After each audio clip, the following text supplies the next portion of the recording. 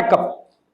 என் குருநாதர் எழுத்து சித்தர் பாலகுமார் சார் அவர்களை மனதார வணங்கிவிட்டு உங்களுடன் பேச தொடங்குகிறேன். ஏணி தோணி வாத்தியார் அப்படின்னு ஒரு பழமொழி உண்டு. ஒரு ஏணி எப்படி ஏற்றி விடுதோ, ஒரு தோணி எப்படி கரையை கடக்க உதவுதோ, அது மாதிரிதான் இங்க வாத்தியார் அப்படின்னு சொல்லுவாங்க.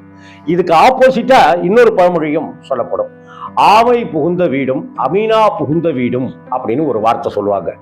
ஆக ஏணி தோணி வாத்தியாருக்கு கான்ட்ராஸ்டான ஒரு விஷயம் ஆமை, அமீனா, ஆடிட்டர், தர் அப்படின்னு தான் நம்ம எடுத்துக்க வேண்டியதா இருக்கு. Gurumurthy sir, auditor Gurumurthy sir. Auditor அப்படின்னாக்கா அவர் கணக்காளர் அப்படின்னாங்க. கணக்காளர்னா என்ன, மாப்பிள்ள கணக்கு பண்ற போல இருக்கு அப்படின்னா நம்ம கிண்டலா பேசுவோம் இல்லையா? அப்படி கணக்கு பண்ணுகிற, கட்சிக்குள்ளார கணக்கு பண்ணுகிற, கவுத்து போடுகிற வேலையை செய்து கொண்டிருப்பவர் தான் குருமூர்த்தி ஐயா அவர்கள்.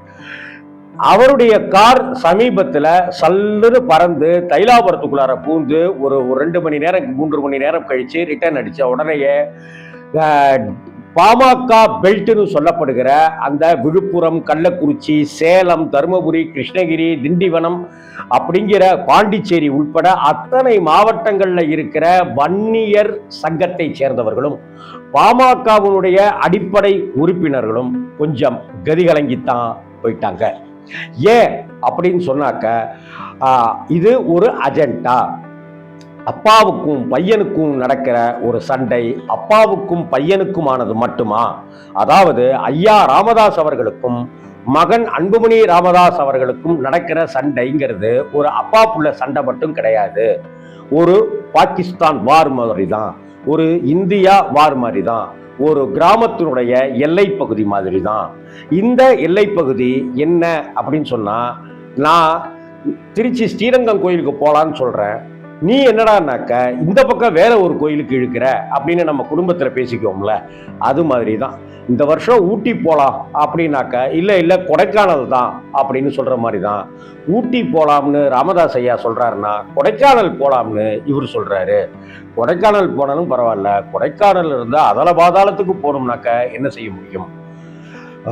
அன்புமணியினுடைய எண்ணம் பாஜகவா இருக்கு. ஏன்னா அதற்கு வழக்குகள் உள்ளிட்ட ஏராளமான விஷயங்கள் காரணமா இருக்கு. ஆனால் ஐயா ராமதாஸ் அவர்களுக்கு தொடர்ந்து தோல்விகளை சந்திச்சுட்டே வர்றோம். நமக்கான ஓட்டு வங்கியை குறைஞ்சிக்கிட்டே வருது. அதை சரி செய்யறதுக்கு என்ன செய்யணுங்கிறதா ராமதாஸ் ஐயாவுடைய பிளானிங்கா இருக்கு.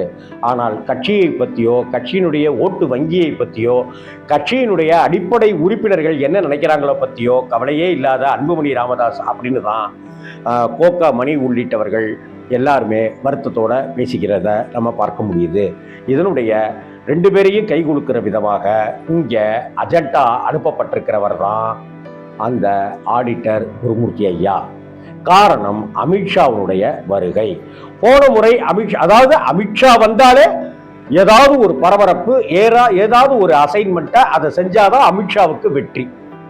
இந்த முறை அமித்ஷா அவர்கள் இங்க மதுரை பக்கம் வர்றதுனால, போன தடவை வந்தப்ப எடப்பாடியை கையை முறுக்கி காலை முறுக்கி அப்படி இப்படிலாம் சொல்லி நிப்பாட்டி கைகோர்க்க வச்சாங்க. இந்த முறை அந்த அஜெண்டா அன்புமணி ராமதாஸ் பக்கமும் பாமக ராமதாஸ் ஐயா பக்கமும் போய் சேர்ந்திருக்கு.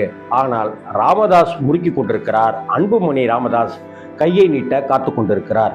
இந்த 2 பேரையும் சேர்க்கிறது தான் நல்லது அப்படிங்கிற ரீதியில அஜெண்டாவாக ஆடிட்டர் குருமூர்த்தி அண்ணன் அங்க தைலாபுரத்துக்கு போனாரு. ஆனா கதை பப்பு வேகவில்லை. அவர் இந்த முறை தெல்ல தெளிவாக இருக்கிறார். இதை அடுத்து தொடர்ந்து பேச்சுவார்த்தைக்கு சைதை துரைசாமி அப்ப கூட வந்திருந்தாரு. ஆனாலும் கூட இன்னும் பதில் எட்டப்படவில்லை. இந்த சமயத்துல என்ன செய்யறது ஏது செய்யறதுன்னு தெரியாம அடுத்தடுத்த கட்ட நகர்வுகள். மகன் ஜெயிப்பாரா, அப்பா ஜெயிப்பாரா, அதாவது பாமக ஜெயிக்குமா அப்படிங்கிற நிலை மாறி இப்ப அப்பா ஜெயிப்பாரா இல்ல பையன் ஜெயிப்பாரா அப்படிங்கிறது ஆயிடுச்சு. இங்க ஆடிட்டர் எப்போதுமே ஆப்ரேஷன் சக்சஸ் ஆனா பேஷண்ட் க்ளோஸ்டு அப்படின்னு ஒரு பழமொழி இருக்கு இல்லையா? அது மாதிரி அவர் 99% ஆப்ரேஷனை சக்சஸ் பண்ணி காமிச்சிருவார் ஆடிட்டர் குருமூர்த்தி. உதாரணம் ஓபிஎஸ் தர்ம யுத்தம், ஆனால் பேஷண்ட் க்ளோஸ். உதாரணம் அதே ஓபிஎஸ். இப்படி பல உதாரணங்களை சொல்ல முடியும். பாமகவுடைய நிலை இப்ப ராமதாஸ் ஐயா கையிலையா இல்ல அன்புமணி ராமதாஸ் ஐயா கையிலையா அப்படிங்கிறதையெல்லாம் கடந்து ஆடிட்டர் கையிலையும் அமித்ஷா கையிலையுமாக அந்த சாட்டை கொடுக்கப்பட்டிருக்கிறது. அதாவது பம்பரத்தினுடைய சாட்டை கொடுக்கப்பட்டிருக்கிறது. என்ன செய்வாங்க பார்ப்போம். வணக்கம்.